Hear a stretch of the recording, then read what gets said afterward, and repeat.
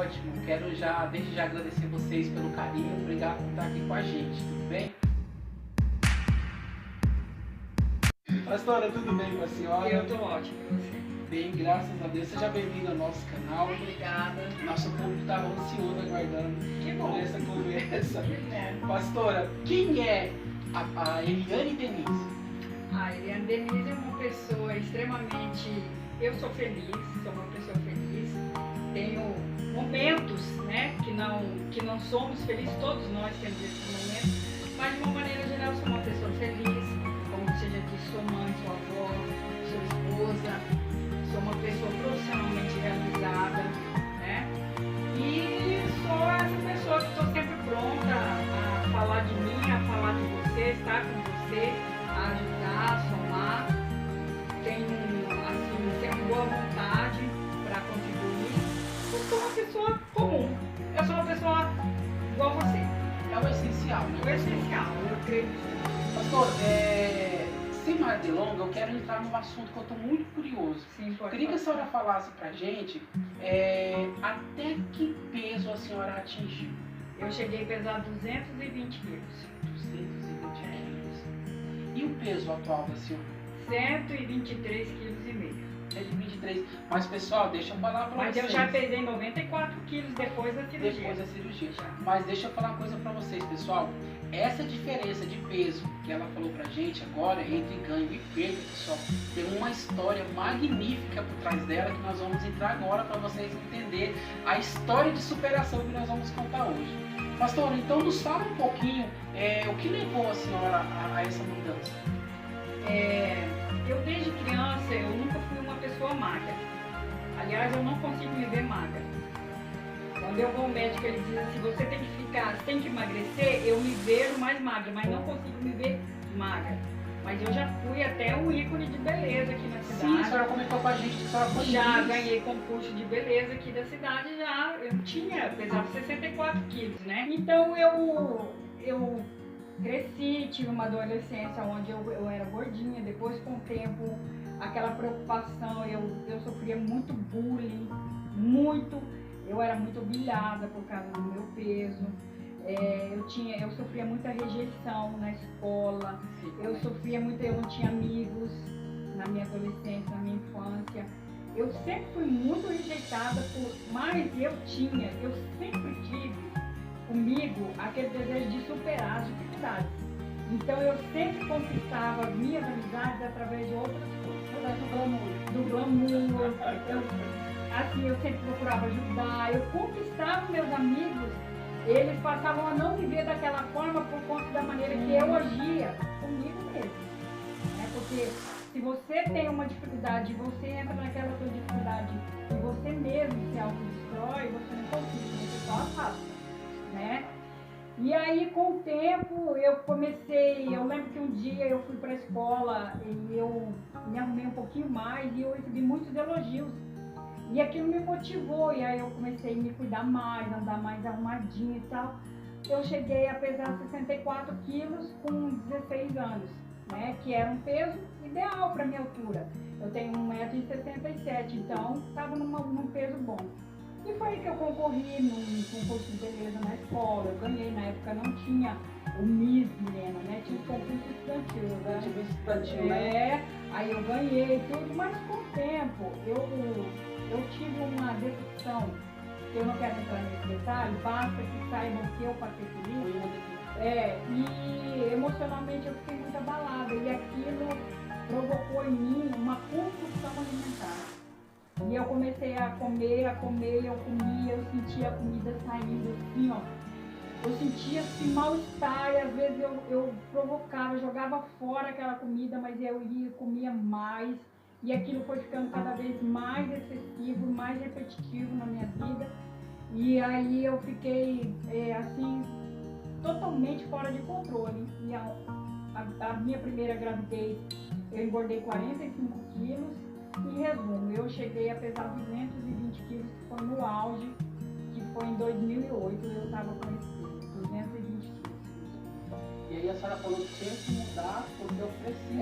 Aí, assim, na faculdade, ia fazer um trabalho, vamos supor, eu estava na Uni na época, eu ia fazer um trabalho longe, eu dependia dos outros para me levar, para me buscar. E eu sempre tive, graças a Deus, assim, pessoas que me ajudaram. Eu lembro que uma vez eu tinha uma prova e eu não tinha ninguém para me levar, eu liguei para a polícia e pedi para me levar. E eles disseram, nós não fazemos esse tipo de serviço. Eu falei, mas eu preciso fazer isso. E eles viram minha força de vontade, assim, e foram me levar.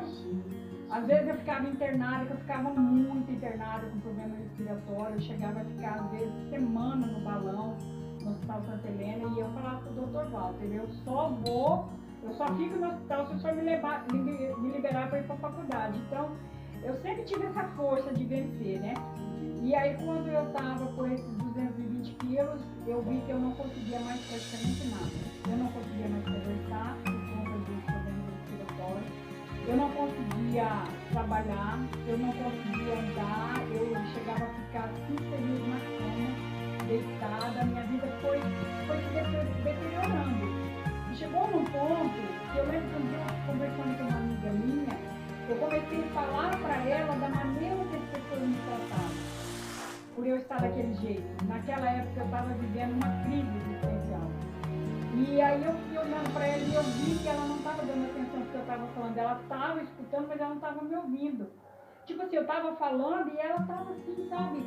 Tipo assim, aí eu fiquei olhando e eu fui para dentro de mim mesma. Eu falei, meu Deus, eu estou falando de algo tão dolorido, tão sofrido para uma pessoa que não está nem ouvindo. Eu preciso ouvir o que eu estou falando para ela. Eu tenho que ter pena de mim, eu tenho que ter amor próprio e eu tenho que mudar. Eu falei, a partir de hoje, e eu falei para ela, falei, fulana, tudo que eu estou falando para você aqui, eu sei que você não está me ouvindo, ela parou e ficou me olhando. Porque quem tem que ouvir tudo isso sou eu, a partir de hoje a minha vida vai ser outra. E eu cheguei em casa e eu tomei uma atitude e falei, a partir de hoje eu quero mudar minha vida. Dependendo do que for, dentro de casa, dentro do carro, dentro do filho, meu filho falou, eu não. E eu tomei a decisão mesmo e fui atrás, fiz um plano de saúde, foi onde eu tomei a decisão de fazer a cirurgia. Mas nessa época que você fez a cirurgia, a senhora já era profissional, né? Já atuava na área, né? Sim, eu já trabalhava há muitos anos. Eu comecei a trabalhar na prefeitura como professora em 1990. 27 de agosto de 1990. E isso era 2007, quando eu tomei essa decisão. E pessoal, só para vocês verem, só para vocês saberem que isso não é tabu para ninguém. Não. Porque nós temos uma história aqui que ela superou, mas que mesmo ela com esse peso todo trabalhava e estudava. E pessoal, tem muitas pessoas que elogiam o trabalho dela na área da educação. Hashtag fica a dica para você que leva a vida de qualquer jeito. Olha só, Eliel, eu com 220 quilos, eu saía da 1º de maio, eu vinha até a creche Mário Graça, que não dá 1 quilômetro, não dá 1 quilômetro, eu levava 1 hora andando a pé. E eu vinha a pé e voltava a pé, eu chegava com cãibra nas costas, até no rosto eu sentia cãibra. Mas se eu não tivesse feito isso, eu tinha minha aposentadoria hoje? Eu não tinha. Eu trabalhei mais de 20 anos com essa dificuldade. Na verdade, eu trabalhei 18 anos pesando mais de 200 quilos. E aí chegou um dia que a senhora falou, chega.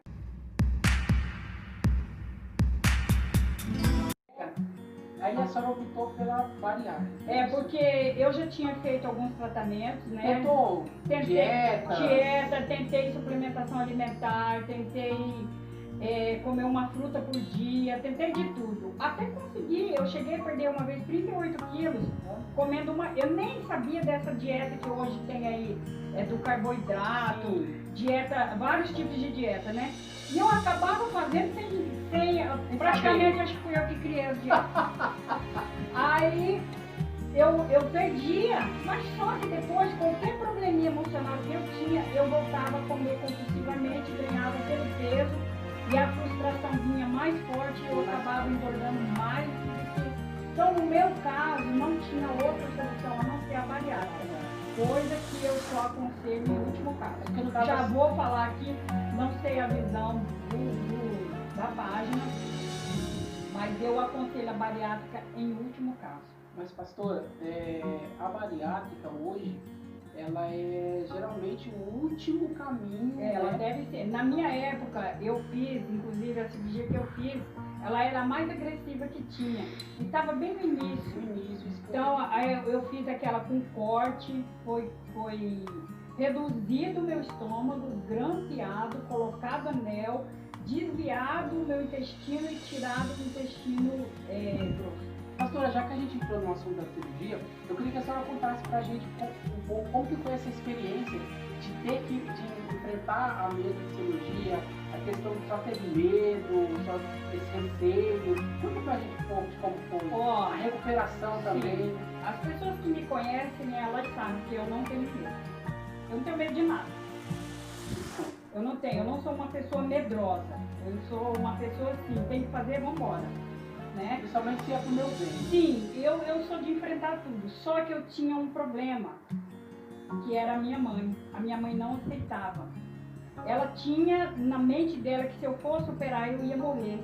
E eu, embora hoje eu tenha 52 anos, até hoje eu nunca desobedeci minha mãe.